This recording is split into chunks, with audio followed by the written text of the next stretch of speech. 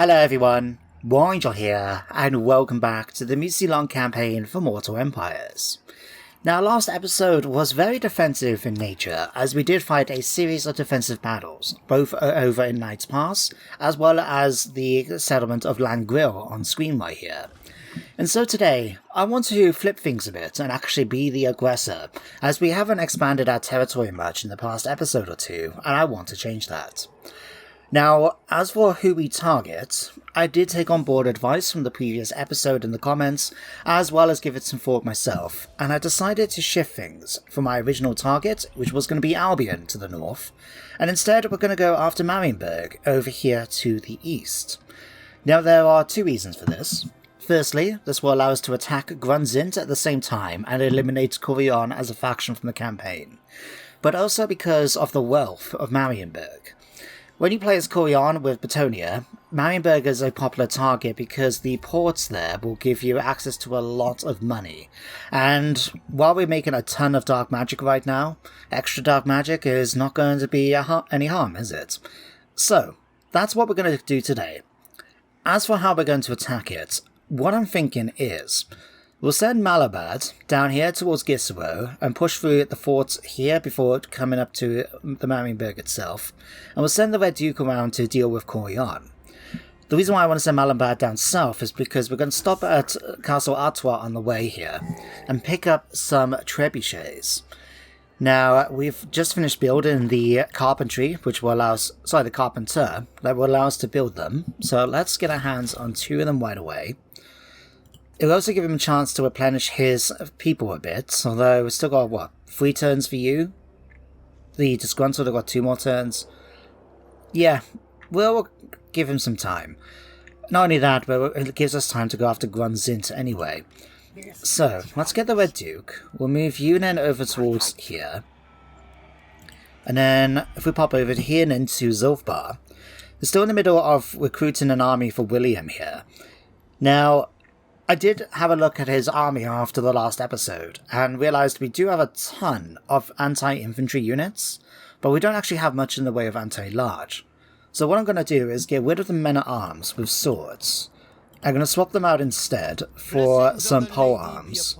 So we'll grab 2 of these guys. And then what I would like to do is take his army down towards Drakenhof and Eschen. Drakenhof because we've been busy building a whole bunch of high-tier buildings, which should give us access to stuff now, like the Damned Knights of the Realm, which actually is anti-large. Okay, we could put them in his army.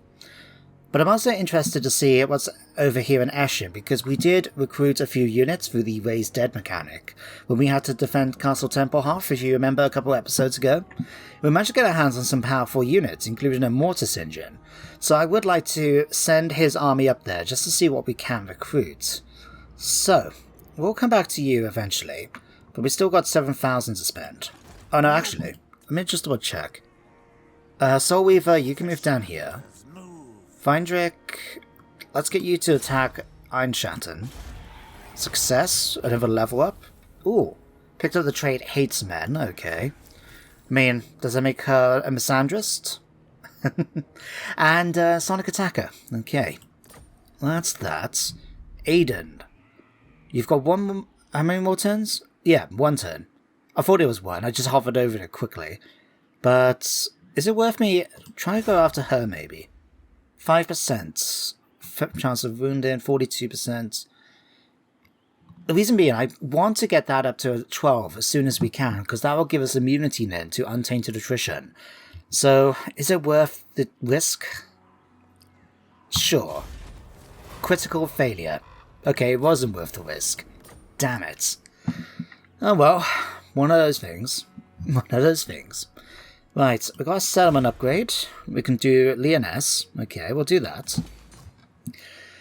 Now, something I was thinking about as well is, while we were talking about Lyonesse becoming a more economy-focused province and moving stuff over towards Bastion, it was actually suggested that since it's already a high tier, why don't we just do Couronne as a military recruitment area, especially given its location next to the front lines for any attacks from Norska as well as from the Empire. So that's what I'm going to do. We'll get rid of the fields, swap it out for some more military recruitment. We head back here. I still want to keep the ancient armory and the restored ducal palace so we can recruit our Black Grail Knights and that. But if we can get a bit of extra money, that will be useful. Let's go for snail hunting. I think with Mousillon. It's quite fitting given its location, eh? Now we've got 2,000 left. Is there anything else we can get? We could do here. Sure. Let's go for snail hunting here. And how's that doing anyway? Still got a way to go before we can even upgrade it to a shady township. But I like the fact that little Oop is like, it's just sitting here, just doing its thing, which is to corrupt the land of Reichland as much as possible. That's quite nice. Alright, upgrades. Let's do... yeah, let's go give you specialists. And I think that's everything. Let's hit end turn. And it gives me an opportunity as well to share some thoughts about Warhammer 3. Because if you haven't checked it out yet, the Creative Assembly YouTube channel did release a series of videos to talk about Warhammer 3, including our first peek at actual gameplay in the form of the new survival battle in the Realms of Chaos, where Katerina, the Serena of Kislev, and I've probably butchered the title, I know it's something like that. It's Zarina? Yeah, something like that. Anyway. It showed an actual battle with the new survival mechanics that they were going to do for certain battles in the Chaos Wastes. And yeah, if I talk about the armies first of all, from what I saw of... oh, hello, speaking of armies. Bohemond Beastlayer. Oh, damn it. Okay, we'll have to look to see what we can do about that. But yeah, Kislev. Kislev itself looked pretty cool with the units that they showed to us. They've obviously decided to keep some elements true to the lore, like the Griffin Legion and that, charging in. They've also showed some of the stuff like the Bear Cavalry, which I don't think I remember ever seeing a unit for, outside of Warmaster, which was an old fantasy-based battle system where you actually had very small models, is to represent the actual true scale of combat, rather than the smaller ones you normally get in the tabletop, you know? But, yeah, that was quite interesting to see. As well as being able to show off some more of the ice magic, the different infantry, the fact that they've made the Kislev units, a lot of them are hybrid units, so they can have missile fire as well as be able to fight in combat properly. So it's made them quite unique in terms of a faction so far. And I quite like that. And I'd really like to see the extra units in the future for the different Chaos factions. Yeah, we'll resolve that. Because they are going to be including units for all the gods. So not only are we going to be able to get the Bloodletters and that we've already seen, the Juggernauts for Khorne, but we'll be able to see things like the Plague Bearers for Nurgle. We'll have the Daemonettes of Slanesh, the Flamers of Zich, and stuff like that. Those would be pretty nice to see. In terms of the survive battle mechanic, I'll talk about that in the next end turn phase. Instead, for now, we picked up Recruiter from Malabads. Artois is now under siege, so let's go and see what we can do about that. Eustache is back. Oh, that's cool. And we've now got Recruiter and Chariot in 4 turns. That'd be okay, I guess. Right, that should be all of it. Let's have a look. Attacking the Dukedom of Couronne, they have a ton of Knights of the Realm. They've got their Grail Reliquaries. This is, in some ways, quite similar to the battle we fought over in Knight's Pass, but less cavalry. Sorry, more cavalry, less infantry. I think I can leave her for a little bit. If they try to attack us at the settlement, it's going to be a very one-sided fight for them. So, we'll see what happens. And if we can push forward and attack Grung Zint pretty soon, that will be useful too. So let's actually grab... well, they're saying that. Can we reach it this turn? No. How many turns will it take to reach? 2. Okay. I'm not that fussed about the army here, so we'll bring you towards here. Let's see if we can set up an ambush or something. just so we can avoid any enemy attacks. Yeah, because while I don't see any big armies here, we've seen on the balance bar during the end turn phase, they are still a powerful faction. So I presume they've got another army elsewhere that we haven't seen yet. We'll just have to wait and see. Eustache. Now, if I remember right, he was actually wounded by an agent of the Barrow Legion, and I can see one right here, Zacharias von Menzenhoff. Sure. While that might affect our diplomacy, it serves them right for trying to assassinate him in the first place. So, goodbye. Perfect. So that's you done. Now, we can send them off towards here, so we can keep an eye on stuff. And did they actually have any characters? Esther and Leon Kerr has got a damsel here. Okay. Let's get you then to come up here and try and assassinate her. 2 turns, apparently. Really? I didn't realise it would take 2 turns to just assassinate one character, but there you go. So yeah, you can stay there. Malabad can wait there a minute. William is now upgraded, so let's bring you down to Drakenhof. Let's have a look about getting those damned knights out of the realm. So we can only recruit 3 of them at max at the moment. That's good to know. We can also get the damned Questing Knights. Definitely want to try and get a unit or 2 of those for Malabad. Conways we can get, Wayland Hags, Peasant Bowman. Let's get 2 of these. Yeah. And then we can push up towards Eshin in the following turn, can't we? Okay, that's that. Anand can stay where he is. Vindrick. We are so close to getting that extra blood kiss.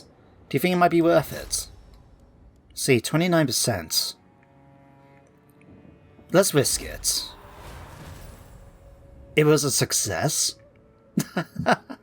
Yeah, so we managed to pick up the Banner of Swiftness, some extra diplomatic relations, okay.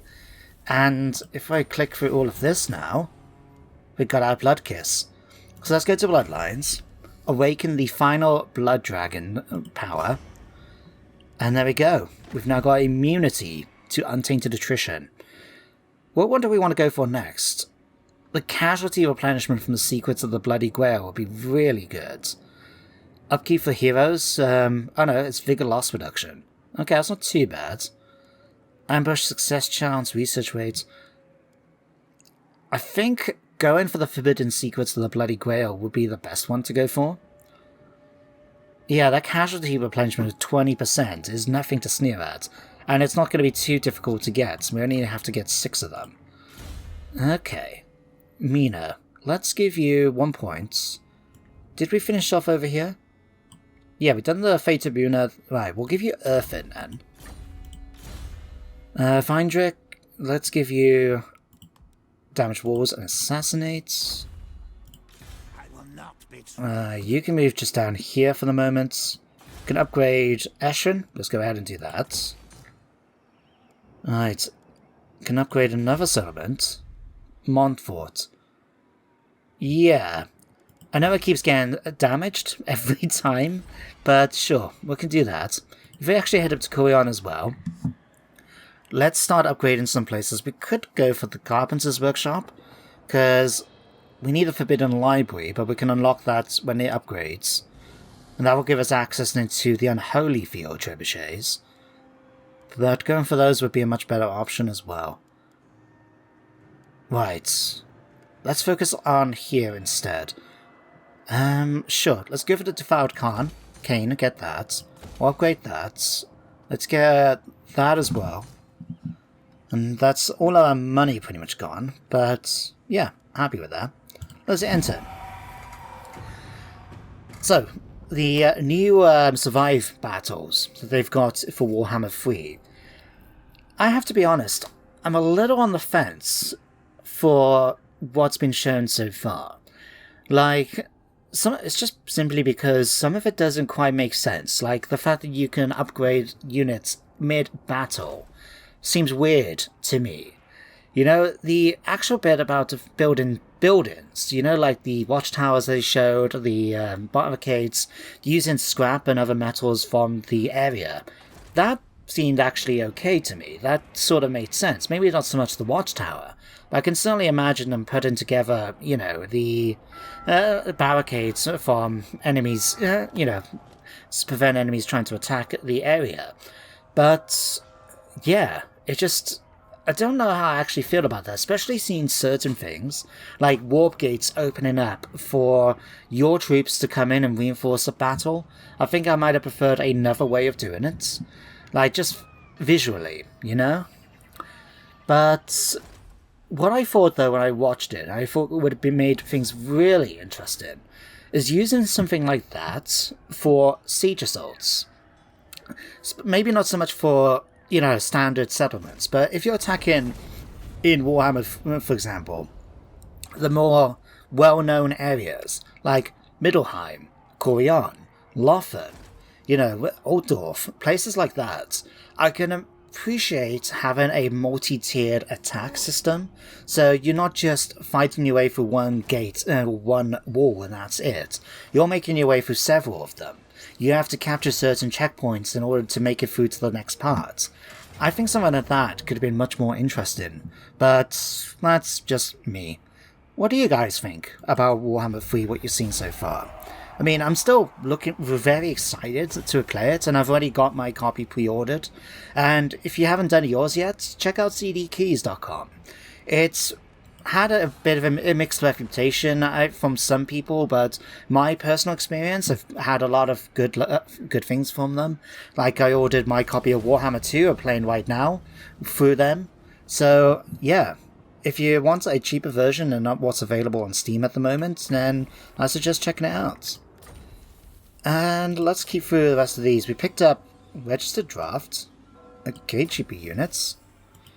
Alright, Brayherd's Ubersreich has now got Nurgle's What? Fantastic news, just what I want to hear.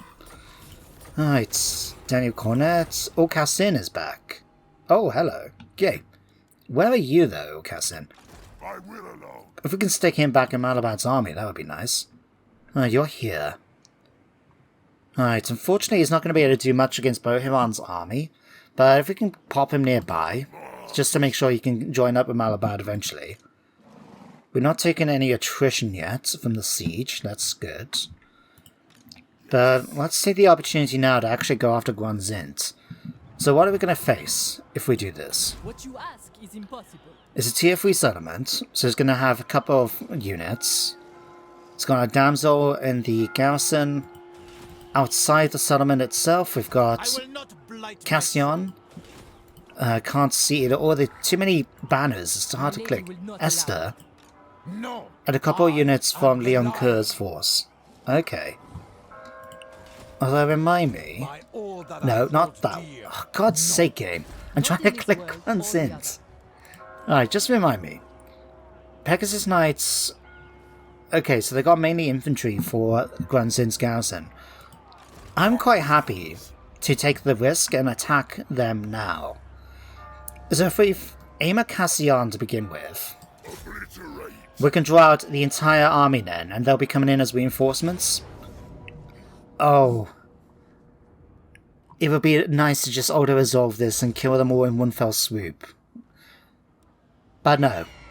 I think if we're going to finish off Couronne as a faction today, I mean, admittedly, we're still going to have attrition in that, and the other two armies we saw.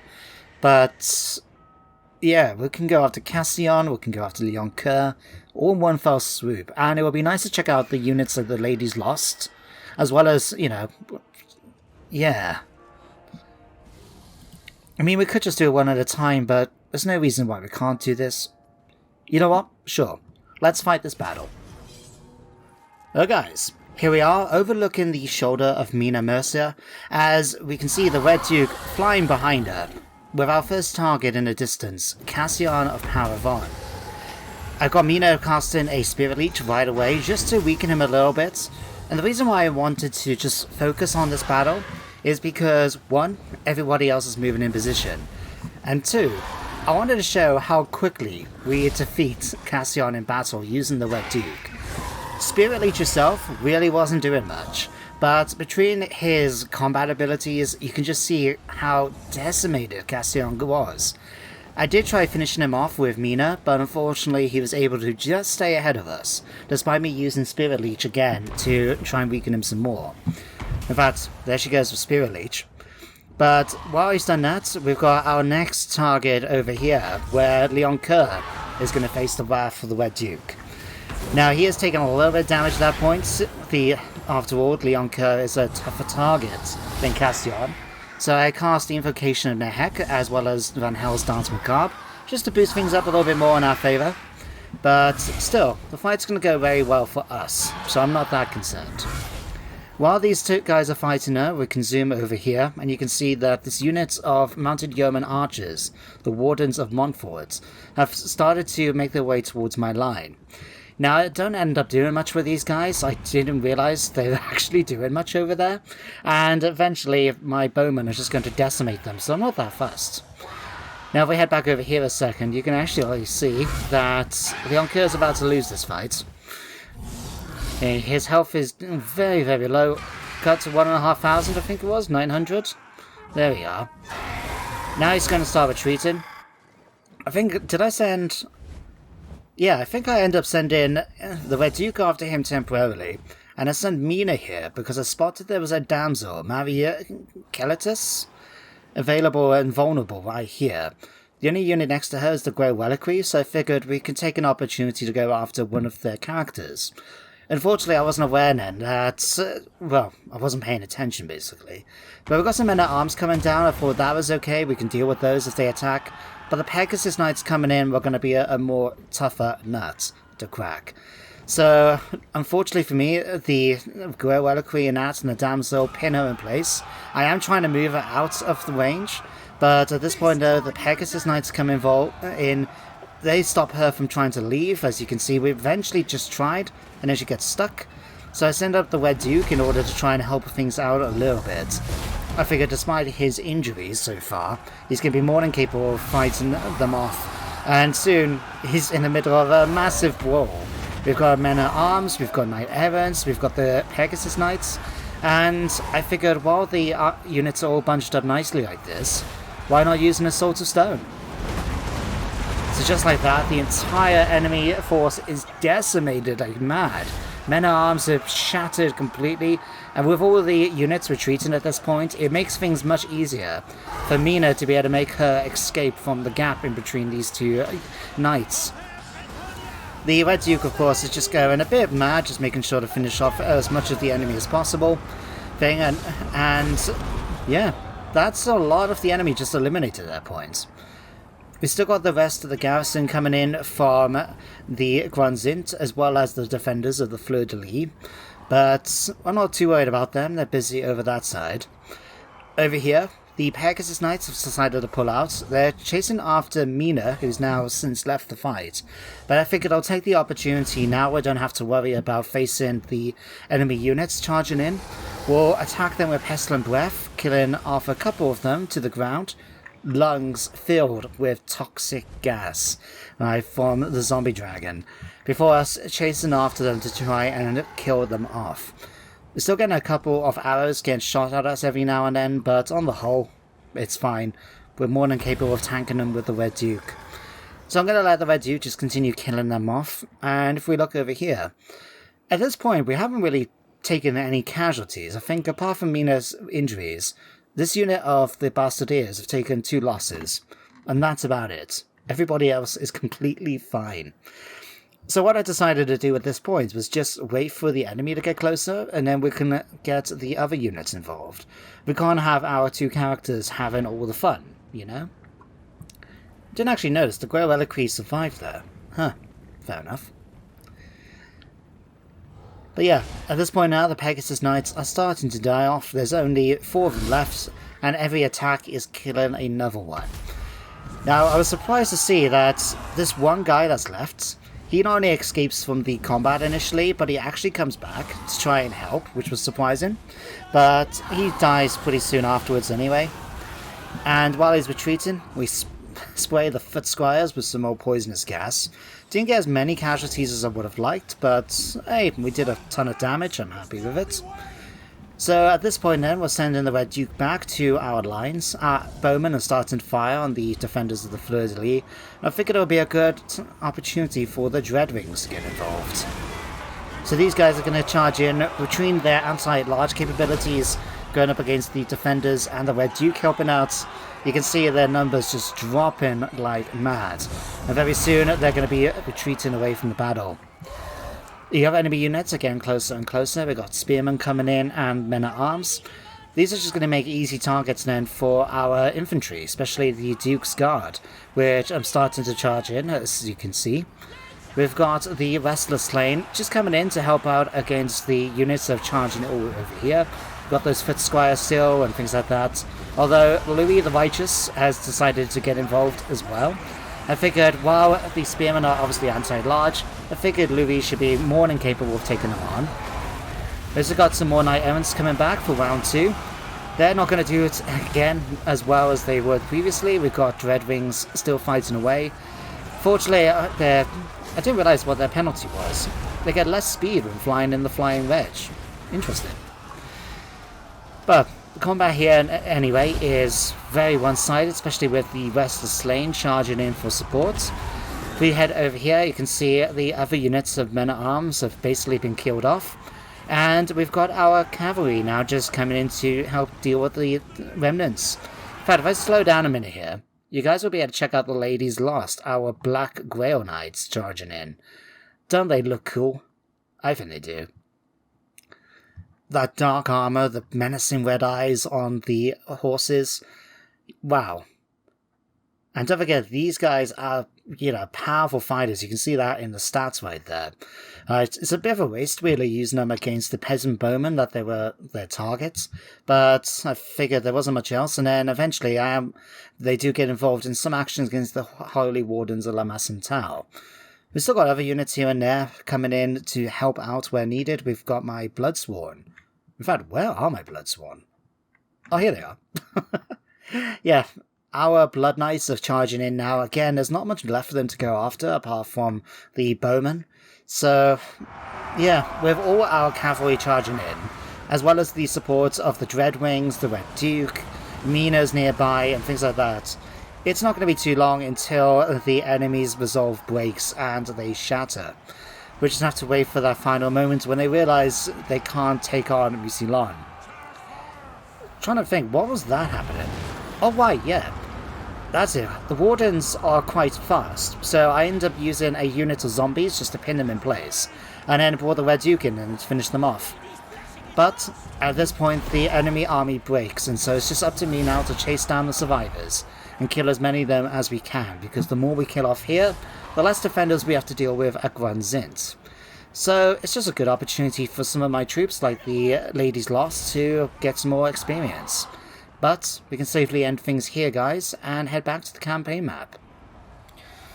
Well, that was pretty straightforward. Only took 21 casualties. Quite happy with that. Don't really get much from it, although let's get our numbers back up. Why not, eh? Alright, we'll go and chase him down afterwards. Can't believe that Cassian managed to get his way out of there. Wait, what? I thought we killed Leoncoeur. Oh god, we didn't. Well, they're not going to be able to do much. They've taken severe injuries, and so when we actually go now and take Grung Zint, I guess a pretty one-sided fight if I ever saw one. We took more casualties in that older resolve than we did in the previous one. Love it. Alright, we could actually subjugate them. That would be quite funny. Just subjugated Leoncoeur and the Bretonnians as Mousillon. But no, we're going to occupy it. We picked up now the Silver Shriekers, eh? The Howl of a Silver Shrieker is enough to freeze a warrior to death. Okay. Picked up a bunch of those, and there we go. Grung Zint belongs to us. All we need now is Blackstone Post eventually, and then that's all the province taken. We'll grab that, because why not? I'll keep that for the moment, just because we haven't got Blackstone Post. But, yeah, that will do. So, yeah, that's you guys done. Everybody now is going to be taking attrition, so luckily though that includes this army that's currently sieging Artois. And I don't know where the other army is. I'm sure there was another full stack somewhere. But hey, if they want to die, they're going to take a little while before they can take enough casualties for me to worry about them, but it's okay. Let's have a look. Cassin's moved, William is still recruiting, you've moved.